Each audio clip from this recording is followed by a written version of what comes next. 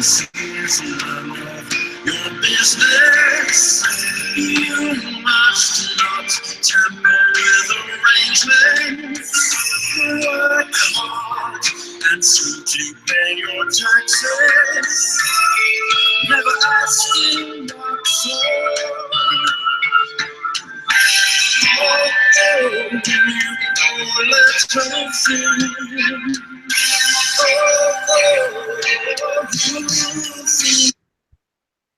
Hey, welcome to this week's episode of Ball Hawk Blab, the first and only video baseball podcast put on for ball hawks by ball hawks, inspired by. Are they here this week? Tony, are they here this week? Our friends? They're here in inspiration. Oh, okay.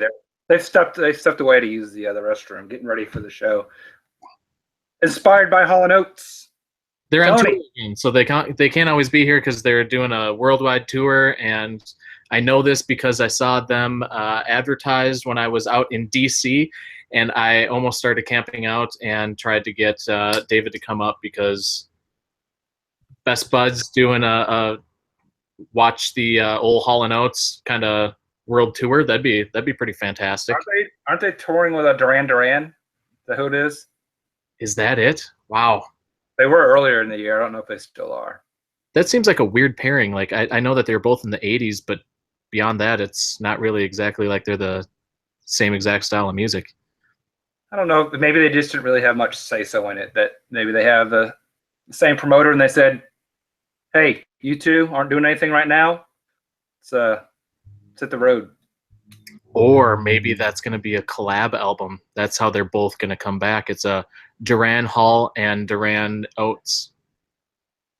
That might be. You might be onto something there, Tony. So, Tony, what's on the register for this week? Well, as I talk into this microphone, I would like to tell you. Don't burn your mouth. This is a microphone, isn't it? Yeah, but it looks like a pretty hot one now. Oh, it's a sexy microphone, all right.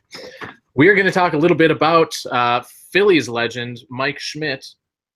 I think we're going to discuss his baseball prowess because he's very relevant when it comes to what he's doing on the field.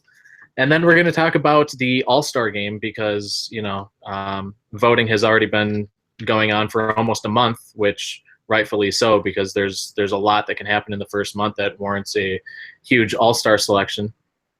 Heavy sarcasm. So, David. Mike Schmidt, why is he in the news?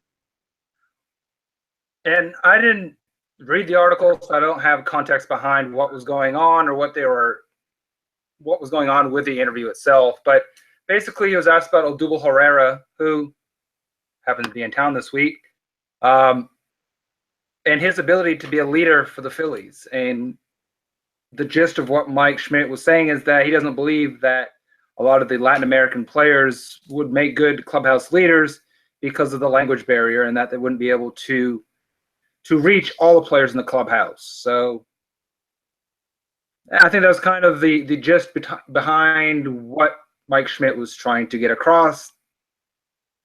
Came out differently than what he intended or everything else that was behind that. Tony, thoughts? Yeah. I didn't really read a lot either or listen to it. I think we kind of discussed this topic earlier on, and because we were talking about Latino players, I can't remember exactly for what reason, but that did kind of come up with more Latino players being in the clubhouse. I think it's going to be easier for them to be clubhouse leaders, but I can definitely see where Mike Schmidt was coming from. I don't know if it was with malice or with bad intent. I can't speak to that, but just right on the surface, I think that he has some truth to what he's saying. If the majority of your clubhouse does not speak Spanish, it's going to be hard to lead. It's not impossible, but it is harder. But I think I'm going to leave it at that because I don't know exactly what Mike Schmidt was saying or how he said it, but yeah. In regards to Odubel Herrera himself, and I don't know if Mike Schmidt was speaking more towards the leadership qualities of Odubel Herrera himself or Hispanic or Latin players in general. I don't know if Odubel Herrera has what it takes to be a leader from the standpoint of that and maybe he's grown a lot since these times. I don't know because I don't really follow the Phillies all that much. But I know that he had some issues with running balls out, giving, going after balls in games that were pretty much out of hand or just giving full effort all the time.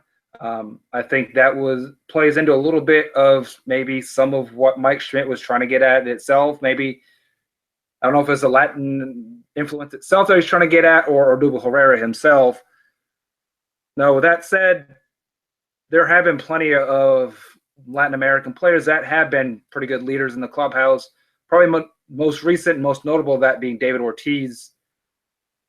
No, he's a great clubhouse leader, no matter which language. Along the same lines, Pedro Martinez for the Red Sox as well is also seen as a pretty good clubhouse leader. And even with a lot of his shortcomings and his lack of effort at times, I think Manny Ramirez is kind of looked at one of those players for the Red Sox also. Tony, any further thought or anything else to interject here? Not too much. I will say that I really do enjoy seeing the increase, especially on the Twins, the Latino core that we have, especially Miguel Sano, who we're going to talk about a little bit later when it comes to All-Star Game. So spoilers, we talk about him.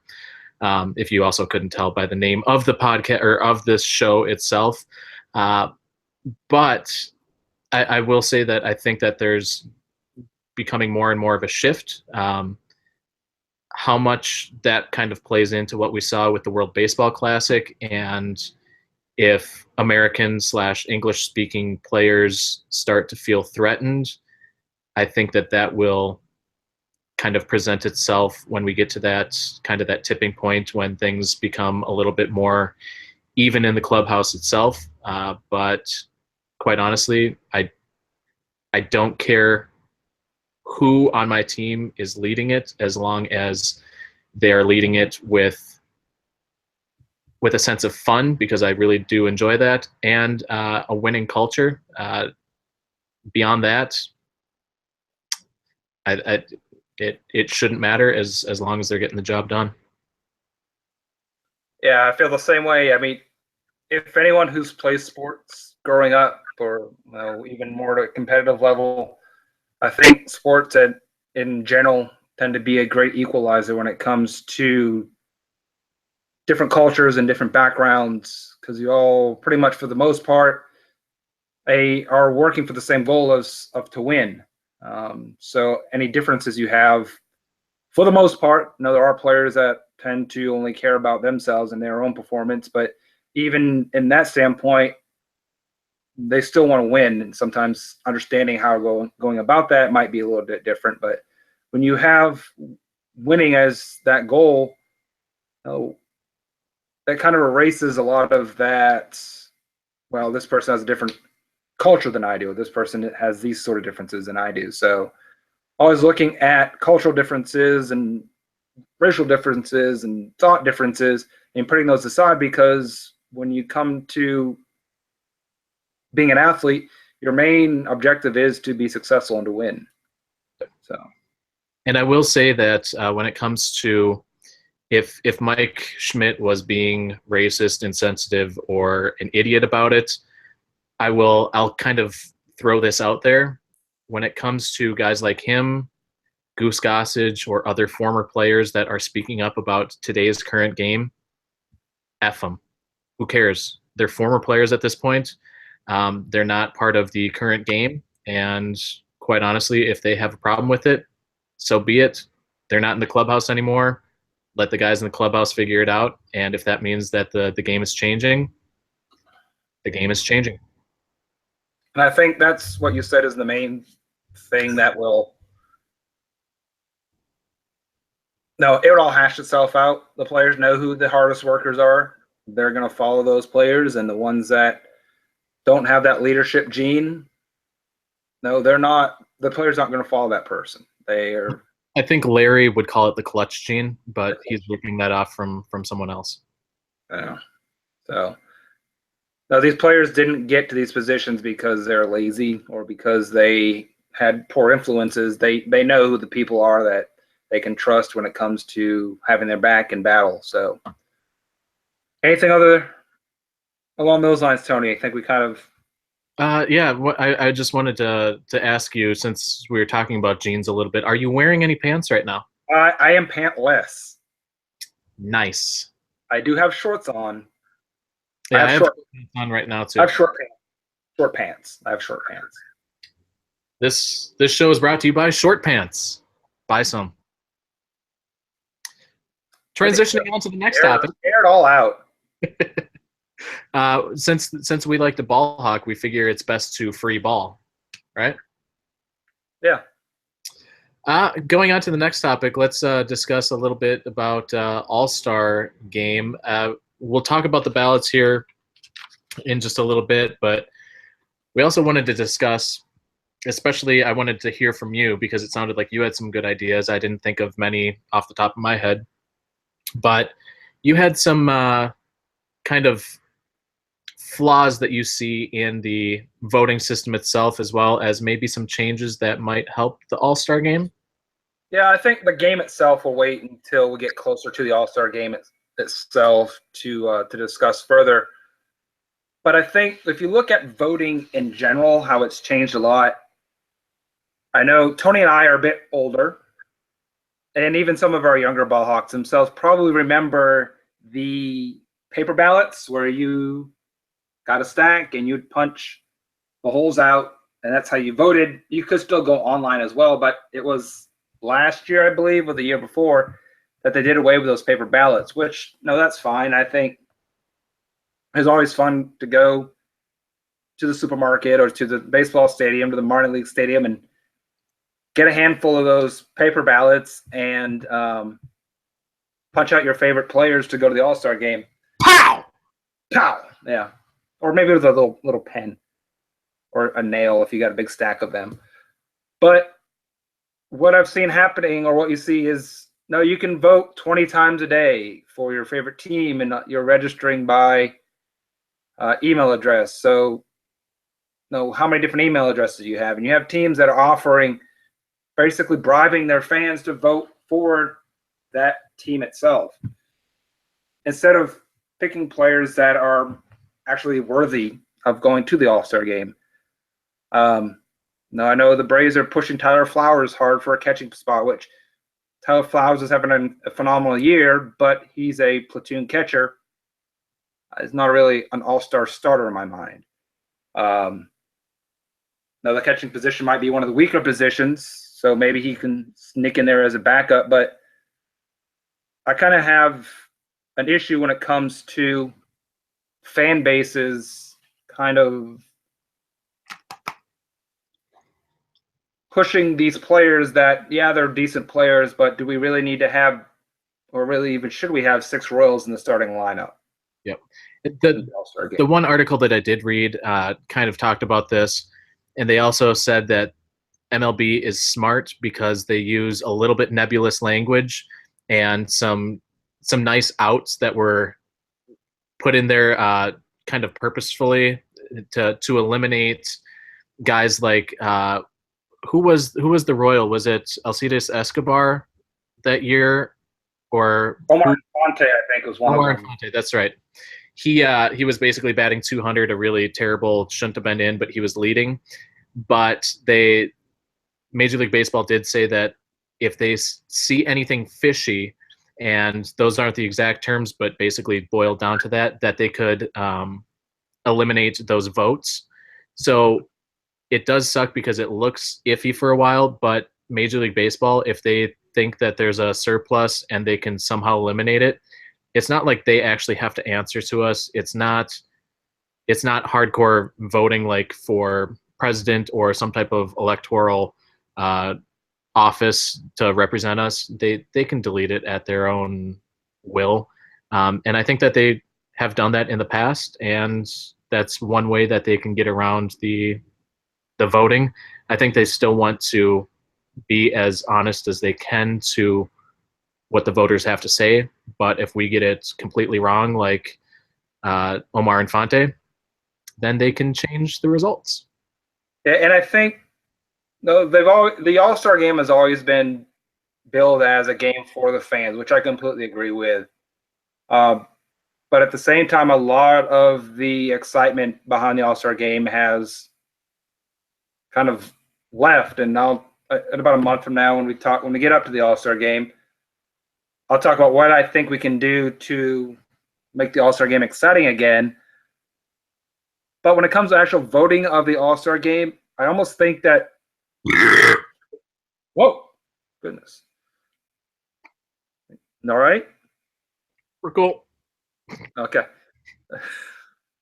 It'll take. I'd almost say take some of that voting power away from the fans itself. I know that the coaches and they vote for the reserves, but break it down.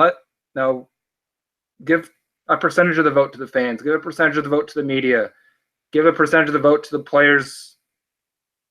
And that way, yeah, the fans still have a say so, but then you also get some other voices in there as well, which might push out some of these players that might not be all-star worthy.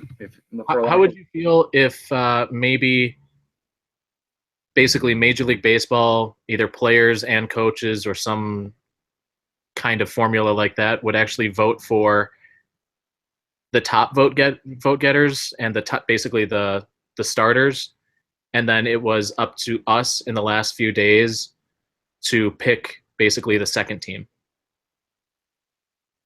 where we're basically picking like the reserves. Yeah, I still think you're going to run into the ballot stuffing and things along those lines.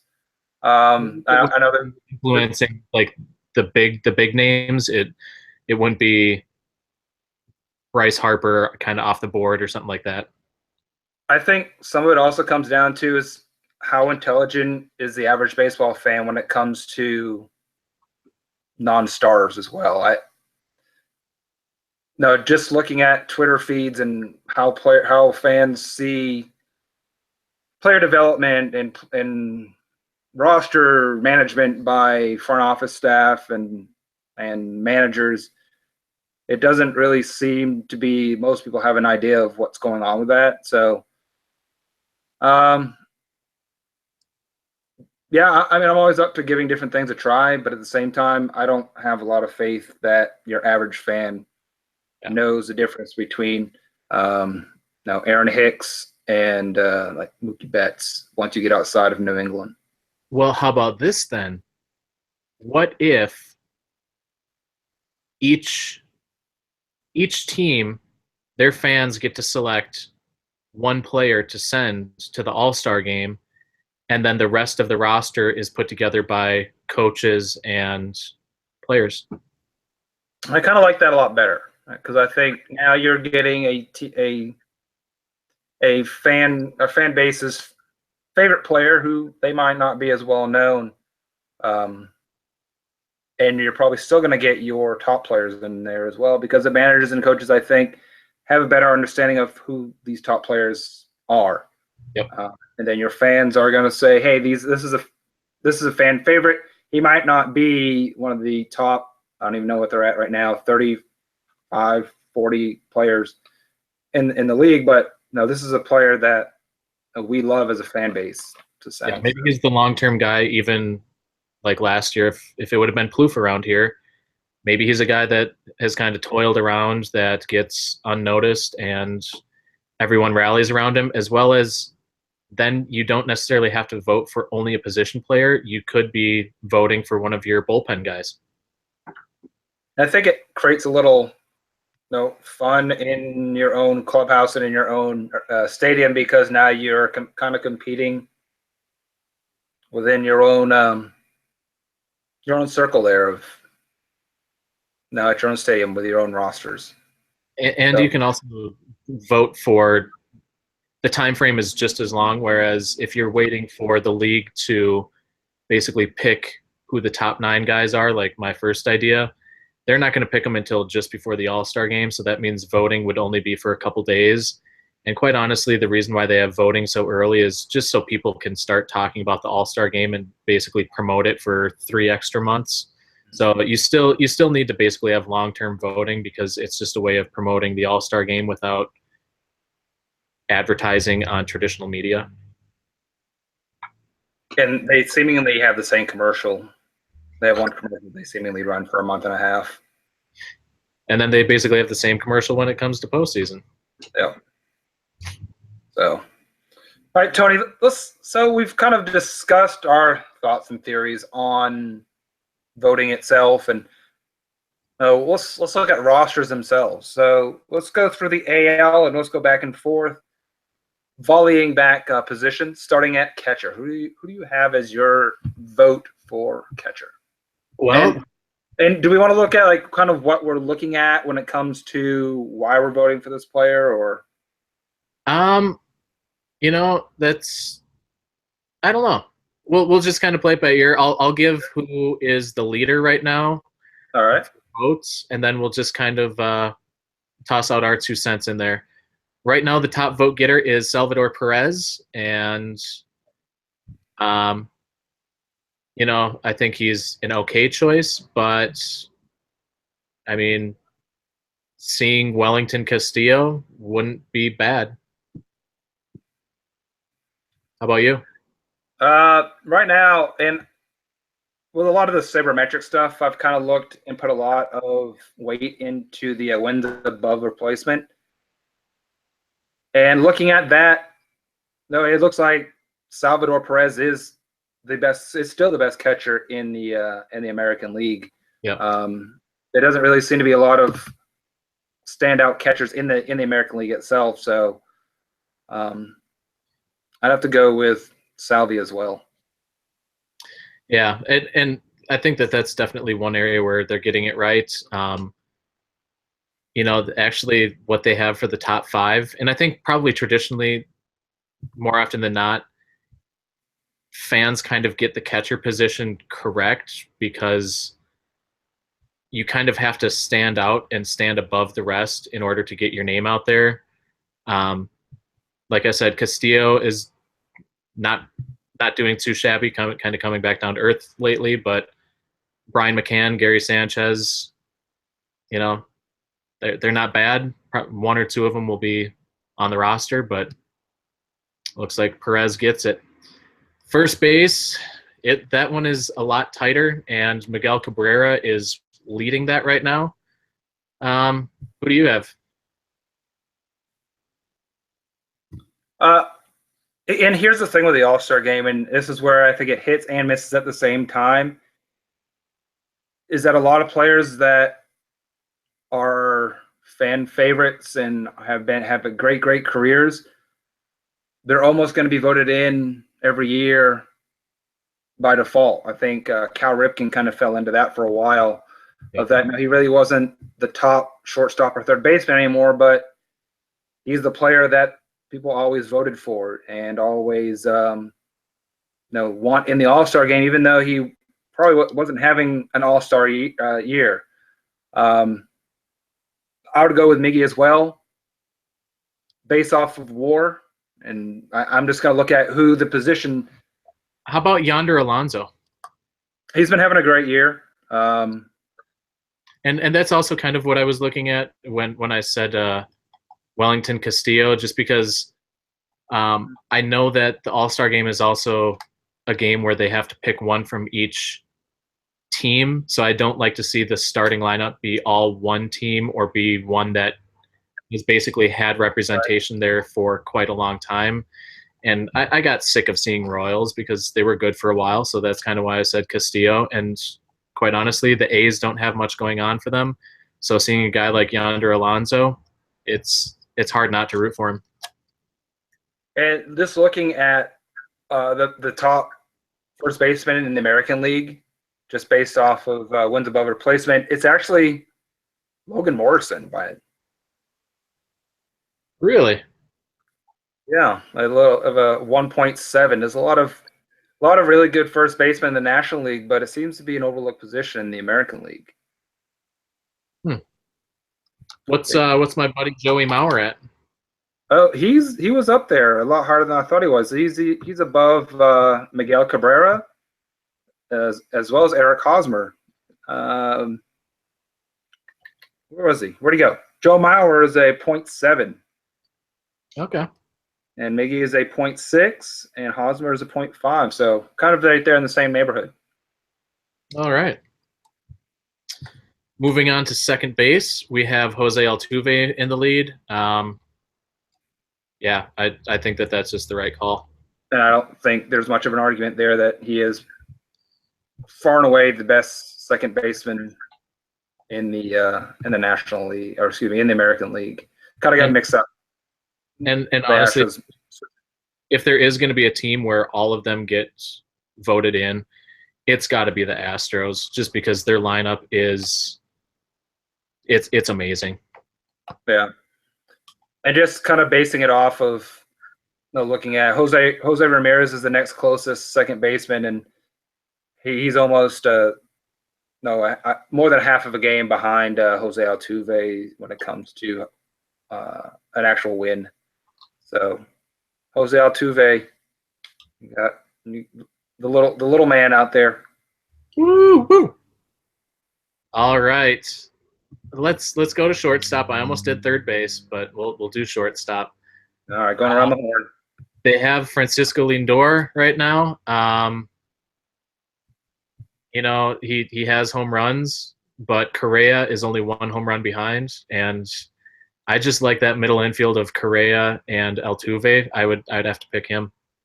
Yeah, and that's who that's who I had going as well as Carlos Correa. Xander Bogaerts is right there as well from the Red Sox. I think in the mid 90s, late 90s, there was a rush on shortstops with Jeter and A-Rod and Nomar Garciaparra, and I can keep going on. And then there was a lull kind of after they started getting older. And it is seemingly we're having that run on really good young shortstops again. Now, looking at the list of shortstops, again, it just keeps going on and on and on. Now, you have Lindor, you have Seager, you have Gene Segura, Andrelton Simmons, who's not always going to be up there with hits, but he's probably the best defensive shortstop in the game. And he makes plays that other players they wouldn't be able to imagine coming up with. So the shortstop position is going to be a really deep position for years to come, and always pretty hotly contested for all-star voting, I think. All right, so that means third baseman, and if you disagree with me, then I think we're going to have to end this call right now. Miguel Sano. And that's who I had as well. Third baseman seems to be a pretty barren position in the American League. And Miguel Sano's a young player, but really probably the best third baseman in third baseman / DH. And Tony, you probably know a bit more than I do about how much he's playing between those two positions. But yeah, I think eventually we want to get to the point where he becomes the next Miguel Cabrera, quite honestly, because he's a big boy. He could definitely play first base a lot more, but we have Joe Mauer there. He could also play DH a lot more, but I know that their philosophy is he's still young. He's serviceable in the field. At some point, he won't be just because of his size, so we might as well get that service out of him now rather than later. And then going back to third baseman, I think that he is capitalizing right now because Manny Machado should be the guy that's running away with it, but he has stumbled this year so far.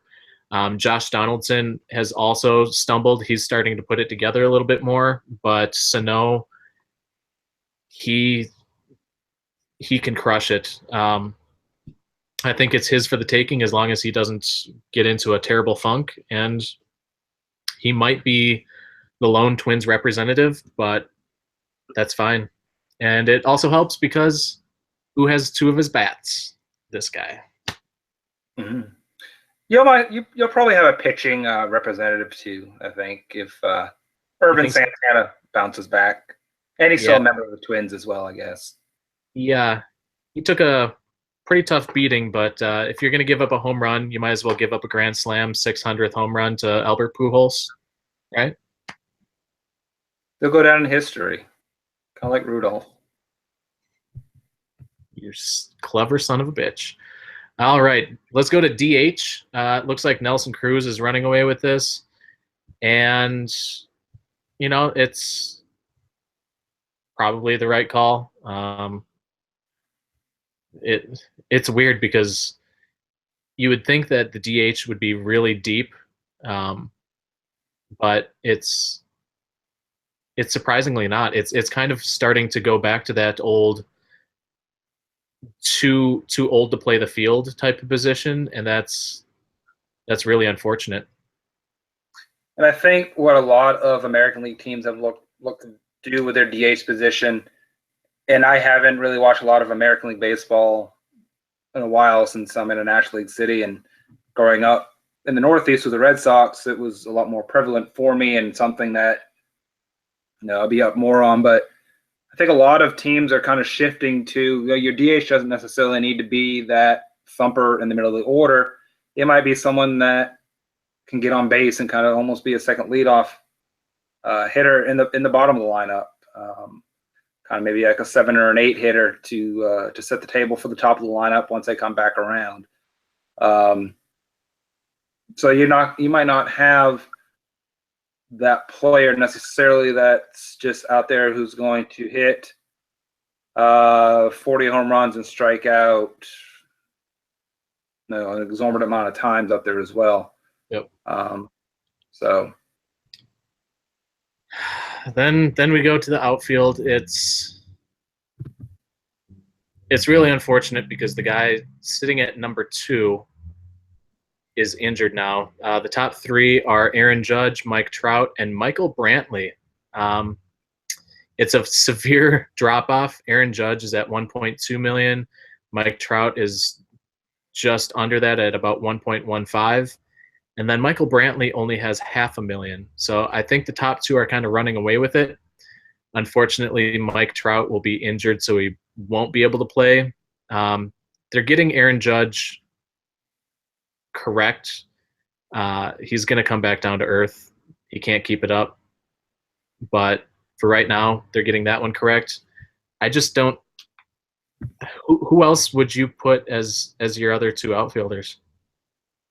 The American League, I mean, you always have Mookie Betts as well. I think he's in 4th place in the voting.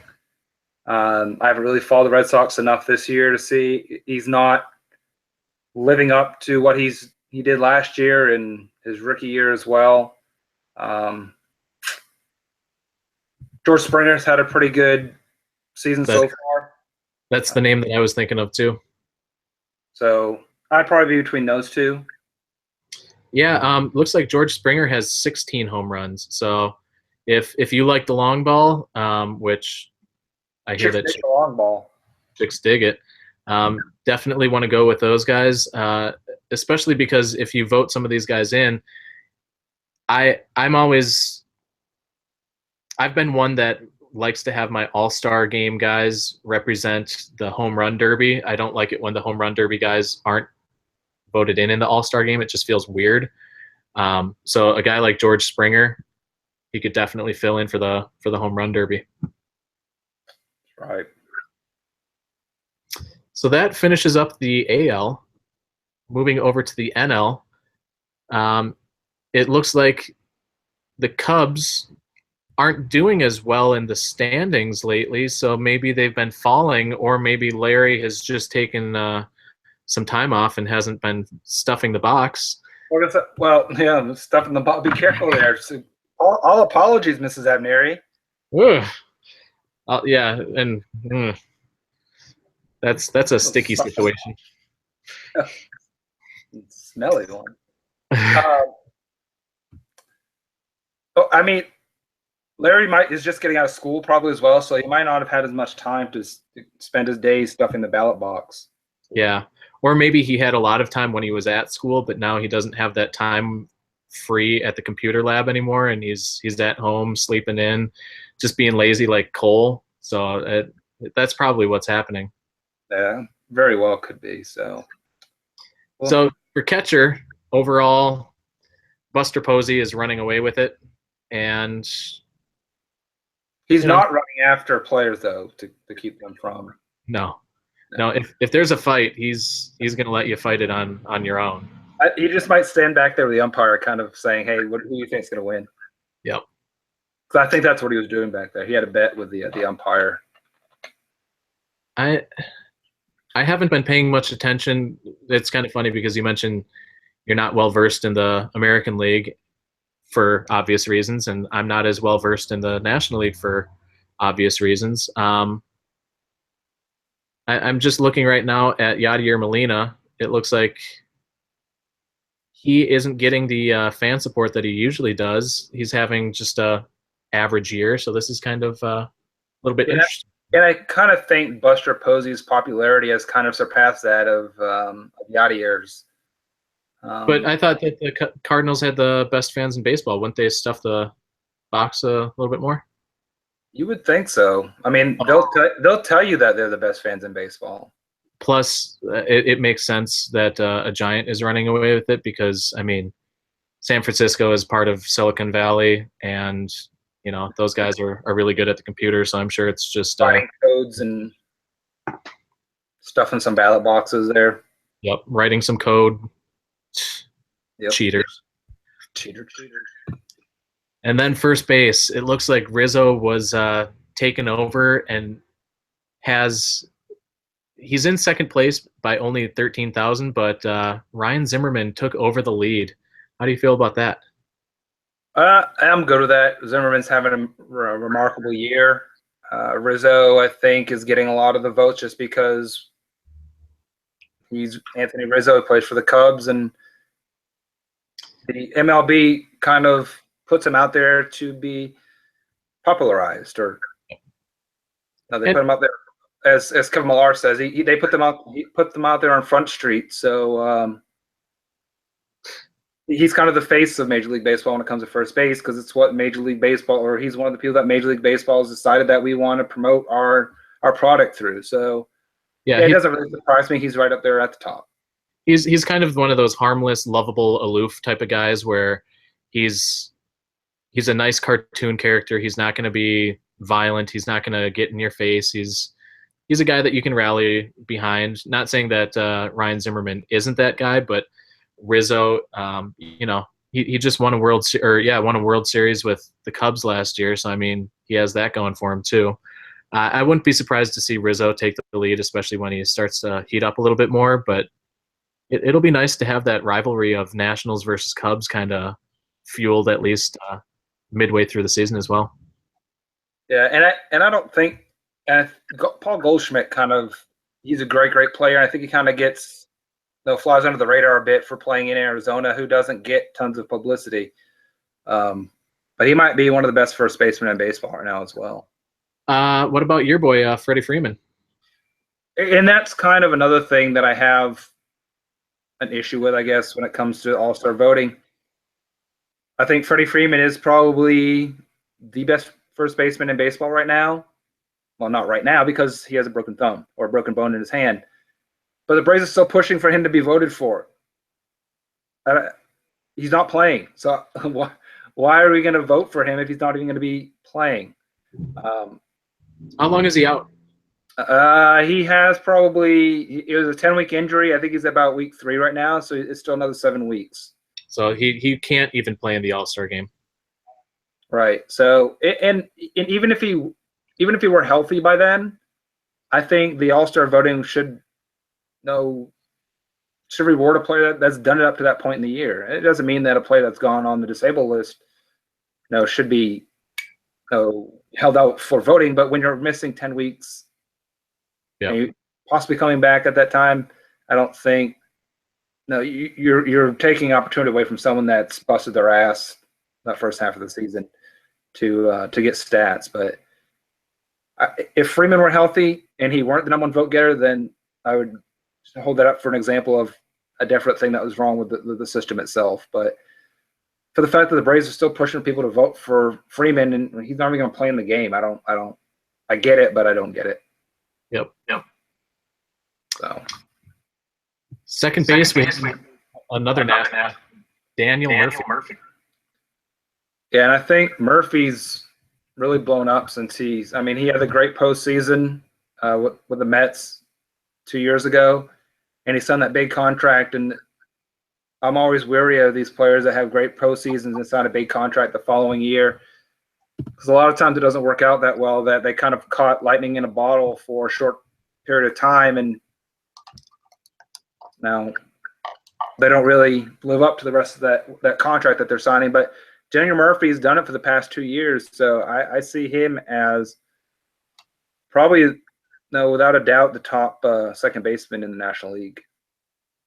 Agreed. Shortstop, Corey Seager. And I think, from my point of view, Corey Seager is kind of very good young shortstop, kind of building off his past success. But look at what Zach Cozart's doing this year, and I don't see a way to make an argument that he shouldn't be the starting shortstop for the National League. And I think a lot of it comes to that he plays in that small market of Cincinnati, and that maybe a lot of America just doesn't like Cole. Well, who does? Larry, maybe. But the good news is that We do too, sometimes. The good news for him, though, is since he does play for a team that kind of gets overlooked, it's unfortunate that he would be the only one representing them, but at least every team does have to be represented, so he's probably going to get in no matter what. Right. The same couldn't be said about Corey Seager, though, because I think that he deserves to be in the All-Star game, but maybe not the starter. But since he does play on the Dodgers, they will be represented probably somewhere else as well. So he might be one of those guys where if he doesn't get to be a starter, he might not get picked because they've already had a few too many guys on there, and they have to have one from each team. All right, and kind of looking at the second baseman in the National League, it's not a very deep position. Or, excuse me, shortstops in the National League. It's not like the American League where you can go 4, almost 5 deep, and it's hard to make an argument against any of them for being all-stars. But no, American League, it looks like it's like a 2 deep position when it comes to all-stars. Neary for talking about 4 or 5 deep and 2 deep. Yeah, in different positions as well. Yeah. Sorry about that. Yikes. Third base. I understand why Chris Bryant is winning it. If this was based purely on his beautiful eyes, I think that he would be the sole representative of every All-Star game until the day he dies. He's basically the second coming of Frank Sinatra. He's old blue eyes. But Nolan Arenado, that's I know to him. Yeah, I mean it's between Nolan and then Anthony Rendon's having a pretty decent season as well for the Nationals. I think third base might be one of those positions along with first base in the National League that it's going to be hard to come up with.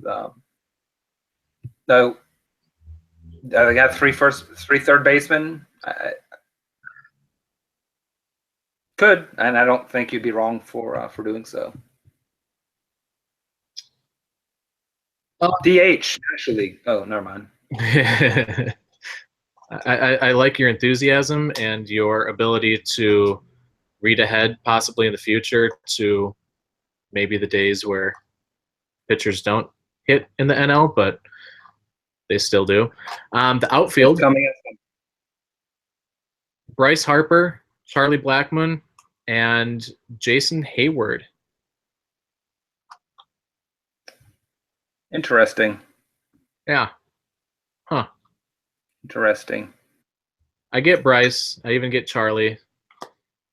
Jason is having a rebound year. Here's my homer pick for an outfielder.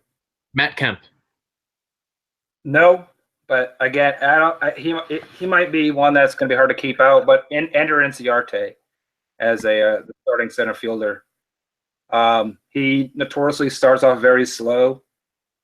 I think he was hitting mid 100s to start the first couple weeks of the season, maybe first 3 weeks of the season, which he did the same thing last year. And then he went on absolute tear, hitting almost 370, 380 the second half of the season. And he's starting to heat up and do the same thing again. And also, he's probably one of the best defensive center fielders in baseball. No, not trying to take it away from Mike Trout, but Ender is incredible. He can play defense. He has a cannon for an arm. He gets on base. I think maybe he had a bit too much power early in the season, and he started to want to hit home runs. And I think he's kind of gotten away from that a bit. I think last night he had been on base 9 at-bats in a row, and he had a similar streak of maybe 12 earlier in the year. He's just incredible. So I'm looking at Matt Kemp. I knew that he was doing well, but and that's one of the tough things. If they did have a DH, I would definitely say Matt Kemp should probably be the DH for the National League, because I think that you'd probably agree there's not much left in the tank when it comes to his fielding. Yeah, he's serviceable, I think, would be a stretch. He's not a very good fielder. He's better than he was last year. He's lost some weight. He's slimmed down, but I remember watching last night, just taking a terrible route on a ball. Now, the game was kind of out of hand at that point anyways, so I don't know how much he was going to bust himself to get to that ball, but he's not a very good outfielder. I don't think that he would take much offense to that. But he is having potentially a career year, which is crazy. I'm looking at his stats. This is his highest batting average since 2007, when he only played about 100 games. And he was up at 353. I think he's kind of been going through a slump last week. So that 328's come down a bit. He was hitting 350 with 15 or 12 home runs or so. I don't remember exactly what 10. It was. 10. He's been playing well for the Braves this year. I could see him being voted in as an all-star as well, by the coaches or by the selected as the coaches. But I think Ender himself has what it takes to be a starter. Now, is he going to be voted in as a starter? I highly doubt it, just because he's kind of an under-the-radar sort of guy. And as bad as the Braves kind of suck this year, I think that he won't be seen as that sort of player. But I think a very good case could be made for him as an outfield starter in the National League. Cool. Is there anyone that we missed or that you want to campaign for? It sounds like I think Ender's my campaign. I'm putting up my lawn sign for Ender Inciarte. And I'm gonna tell you that I would like to see it snow in Miami. I've not seen it snow in there before. I don't think they've ever had it snow there. I did see it snow in Birmingham, Alabama a couple years ago. Really? Yeah. Yep. And they used to have snow all the time in Chattanooga a couple years ago too. Yeah. That's true. Big well, snow. Is that it? I do declare that does cover it. I do declare. All right. Well, we're counting down the weeks. Basically, almost exactly a month until I'll be down in your neck of the woods. Ooh. Are you excited for me? I'm titillated. Ooh, wow. I don't know that we can show that on the show when we do that live. Just do pixelate it. Okay. Maybe we'll have like a podcast. I mean like a ball hawk blab slumber party and. Ooh, An all night long talkathon. Oh, yeah, it could be a telethon. Yeah, let's raise money for something. Yeah, we could call in, like have people call in, and we could have acts that come in, and we have a tote board, just like good old Jerry Lewis. Can we do it live from Little Five Corners? We could. That'd be very interesting. We might get some guests on. Yeah, We could definitely spin some records there. we definitely could. And there's 2 record stores right down in there: Criminal Records and Wax and Facts. yes, I couldn't remember the name of it.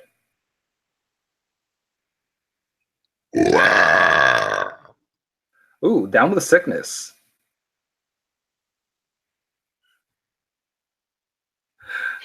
Place to leave it now. So I don't know. We'll have a bunch of things. Periscoping. So many Maybe. things. That's not a strange Urban Dictionary term. Well, it might be, but that's not what we're going to be doing. Things and stuff. Yeah. That's what we're gonna have for you. Things and stuffs. Cool. Well, Well, I think we'll be bidding you a fond adieu. Until I would just like to say this about you. who, me? Yeah, I can dream about you. Can you? You should.